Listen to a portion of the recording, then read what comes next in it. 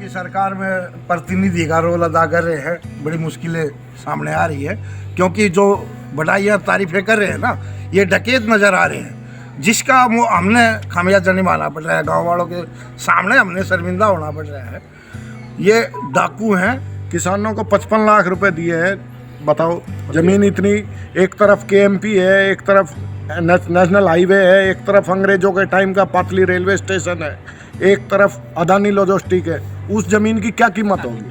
हुड्डा सरकार ने एक बार की, खट्टर सरकार ने बेच दी, ठीक है। और उसके अलावा गांव झुंडसराय से पातली स्टेशन पे लड़कियां पढ़ने जाती थी, उनका रास्ता भी ब्लॉक कर दिया। और भाई मरेंगे बेशक मरो, मरेंगे हम, बेशक मारो तो मार लो, वैसे हम मरेंगे नहीं, चाहे कुछ भी करना पड़ जाए हम तैनात हैं बिल्कुल।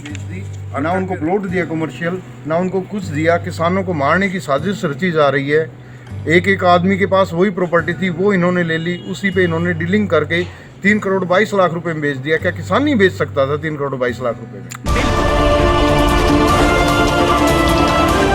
ये हुक्का है, हरियाणा का शान माना जाता है और अमूमन हम ये मानते हैं कि हुक्के पे जो फैसला होता है वो अडिग होता है।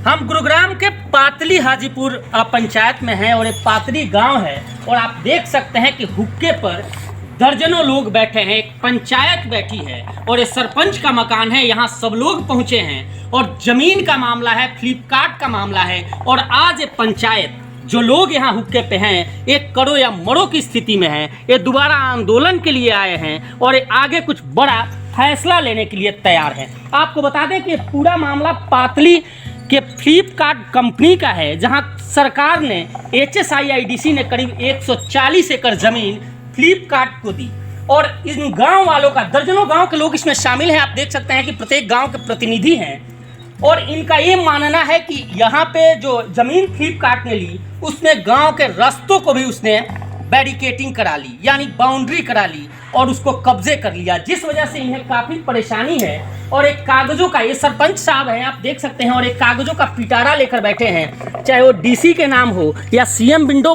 पे CM को शिकायत हो या फिर HSIIDC को हो, और सबको इन्होंने शिकायत दी। सबने ये लाल पेन से लिखा हुआ भी आप देख सकते हैं, जिसमें HSIIDC ने भी माना है कि ये रास्ता फ्लिपकार्ट को नहीं बेची गई है, लेकिन इसके बावजूद भी कार्रवाई के नाम पे 0 और 0 ही है। तो आज इस पंचायत में हम भी पहुंचे हैं और हम बात करेंगे कि क्या फैसला है। तो हम शुरुआत सरपंच से करते हैं। सरपंच साहब, एक कागज का पुलिंदा लेकर पूरे लोग आपके पास आए हैं, आप लेकर बैठे हैं, क्या पंचायत फैसला करती है, क्या मामला है? सर, इसमें क्या था कि 4 रास्ते हैं इसमें, 162, 163 और 164 और 65। इनका ये बोल रहे थे कि पंचायत ने, पहले तो पंचायत पे विलेम लगाया HIDC ने कि इनका मुआवजा उठा लिया गया। हम मुआवजा के लिए पटवारी के पास गए, रेवेन्यू रिकॉर्ड में जब कागजात चेक किए तो ये पंचायत के ही रास्ते पाए गए। उसके बाद हम DC साहब को मिले, DC साहब ने SDM साहब को बोल दिया, SDM साहब ने DRO साहब को बोल दिया, DRO साहब ने BDO साहब को बोल दिया और ऊपर से लिख दिया कि BDO साहब आगे से कागज नहीं देने, इनको धड़े दो यहाँ से। रास्ते 12-13 गांव लगते हैं हमारे स्टेशन के, जो कि कोई रास्ता बकाया नहीं छोड़े। ये प्रतिनिधि जितने भी गांवों के आए हैं, वो तो सीधे तौर पर आप पर आरोप लगा रहे हैं कि पंचायत ने इसका मुआवजा उठा लिया, पंचायत ने पैसे ले लिए, सरपंच ने गड़बड़ कर दिया और अब उनको दिक्कतें हो रही हैं। तो उन्हीं के लिए तो कागज लिए बैठे हैं। कागजों में तो रास्ता पंचायत क्या का बोलता कागज है। क्या कहता है? आप कागज पंचायत के रास्ते बोलते हैं। उस जगह पे फ्लिपकार्ट ने जिसको घेराबंदी की है, बिल्कुल फ्लिपकार्ट पे जो कारबंदी करी है वो रास्ते अधिग्रहण नहीं किए गए हैं, रास्ते पंचायत के हैं, कोई मुआवजा नहीं दिया गया इनका। और रास्ते तो कभी रिक्वायरमेंट होते ही नहीं है, सरकार ही बोलती है। हम HIDC के दफ्तर में गए, उन्होंने खुद भी बोला, वशिष्ठ जी ने, पक्की रास्ते रिक्वायरमेंट नहीं किए गए और अवार्ड की कॉपी भी हमें दी उन्होंने, ये कॉपी हमारे पास है। तो अब पंचायत क्या फैसला कर रही है? आप लोग यहाँ एकत्रित हैं, 6 महीने करीब हो गए आपको लड़ाई लड़ते हुए, अब क्या कुछ फैसला कर रहे हैं आप लोग? चोरों की सरकार में प्रतिनिधि का रोल अदा कर रहे हैं। बड़ी मुश्किलें सामने आ रही है क्योंकि जो बढ़ाइयाँ तारीफें कर रहे हैं ना, ये डकैत नज़र आ रहे हैं, जिसका हमने खामियाजा निभाना पड़ रहा है। गाँव वालों के सामने हमने शर्मिंदा होना पड़ रहा है। ये डाकू हैं। 24 कनाल कुछ है, 3 करोड़ कुछ के हिसाब से इन्होंने ज़मीन अपनी बेची है। भंडारण के लिए इन्होंने जमीन अधिग्रहण की थी और फ्लिपकार्ट को बेच दी। उसके बावजूद अब रस्तों को भी बेच के 24 कनाल यानी कि सीधा सीधा 15-16 करोड़ रुपए का गबन किया हुआ है सरकार ने। ग्रामीण कहाँ जाए? ग्रामीण तो अपने प्रतिनिधि के पास ही आएंगे। और हम सरकार को कह रहे हैं कि हमारी तरफ से खुली चेतावनी है, किया तो ये रास्ते खुलवा दिए जाए, अन्यथा हम भी पहुंचने की तैयारी करें। जितनी फोर्स लगाई जाए लगा लीजिए। बिल्कुल, ये पंचायत है, काफी लोग यहाँ हैं। सर, क्या कुछ फैसला आप लोग कर रहे हैं? किस तरह से आंदोलन करेंगे? अब क्योंकि 6 महीने से ज्यादा का वक्त हो गया। भाई हम तो हमारा तो पहला ही कह चुके हैं, पंचायत भी करी है, वहाँ भी काफ़ी बातें हुई, लेकिन कुछ उसका सहारा हमने नहीं मिला। ये हम दोबारा फिर सोच रहे हैं कि हम बड़े ही महापंचायत, बहुत बड़ी पंचायत में निर्णय लेंगे, या तो ये आ जाएंगे या हमारी बात मान लेंगे। हम तो अपना वो कार्रवाई करके रहेंगे। आंदोलन हमने शुरू कर देना है 1 तारीख के हिसाब किताब में। 1 तारीख तक अल्टीमेटम आपने सरकार को दिया है, इसके बाद जरूरत पड़ी तो खट्टर का भी घेराव करेंगे। बिल्कुल, हम बिल्कुल घेराव करने तैयार हैं। और भाई मरेंगे, बेशक मरो, मरेंगे हम, बेशक मारो तो मार लो, वैसे हम मरेंगे नहीं। चाहे कुछ भी करना पड़ जाए, हम तैनात हैं बिल्कुल, और करके रहेंगे। बिल्कुल, धरती है और अमूमन माँ की का दर्जा दिया जाता है, वो भी गुरुग्राम की धरती जो सोना और हीरे की तरह तौली जाती है। सर, क्या कहेंगे इस पूरे प्रकरण को देखकर, और आज इस पंचायत पे आप लोग क्या कुछ फैसला ले रहे हैं? ऐसा जी, हमारे सरपंच साहब से मैंने सुना, ये भाई और भगत जी इनसे भी सुना, और कई गाँव के आदमी हैं, इन्होंने सबने बताया। अभी जैसा हमारा रास्ता है, जो मेन रास्ता है, वो बंद कर दिया क्योंकि उसका पैसा भी नहीं मिला। और वहाँ पर हमारा सैयद बाबा थे, जो तो बहुत ही कई गाँवों का मतलब उसको मानता है नहीं, तो वो उसको भी वहाँ शिफ्ट कर दिया, एक साइड में कर दिया। इसमें कोई राय नहीं ली गई, मतलब जो गाँव वालों की, कई गाँवों का जो उनके उसमें जाते हैं। रास्ता बंद करिए, प्लॉट देना था इन्होंने, और जमींदारों को कई मतलब इन्होंने शर्तें रखी थी भी, हम इन्होंने कहा भी हम ये आपकी पूरी करेंगे, मगर इन्होंने कुछ कर नहीं रहे। तो बिल्कुल बिल्कुल, ये आंदोलन की है। और भी कुछ लोग हैं। बाबा, किस तरह से, अब क्या लड़ाई कैसे लड़ोगे? लड़ाई लड़ांगा जी, मरांगा या मारांगा, एक लड़ाई तो करनी पड़ेगी। मतलब किसान आंदोलन से सीख ले लिया आप लोगों ने, जिस तरह से सरकार झुकी, यहाँ भी इस सरकार को झुकाओगे? झुकना पड़ेगा सरकार को। गलत काम कर रखे हैं। इन्होंने जो है अपने लिए जमीन खरीदी थी और फ्लिपकार्ट कंपनी को बेच दी। मतलब ये भी प्रॉपर्टी डीलिंग का काम सरकार पर भी आरोप आप लोग लगा रहे हैं? सरकार बहुत बड़ी प्रॉपर्टी डीलर है। किसानों से जमीन 55 लाख रुपए प्रति एकड़ के हिसाब से रिक्वायरमेंट करी HSIDC। उस जमीन को 140 एकड़ जमीन को 3 करोड़ 22 लाख रुपए के हिसाब से फ्लिपकार्ट को बेच दिया, जबकि इसमें ना उन्होंने कोई डेवलपमेंट करी थी ना कुछ करा था। एज इट इज़ ज़मीन जैसी जमींदार से खरीदी थी, एज इट इज़ यूं की यूं ज़मीन फ्लिपकार्ट को बेच दी। उसमें R&R पॉलिसी के ना प्लॉट दिए गए ज़मींदारों को, ना किसी ज़मींदार के बच्चे को फ्लिपकार्ट में ये उसमें कुछ नहीं दिया गया उनको।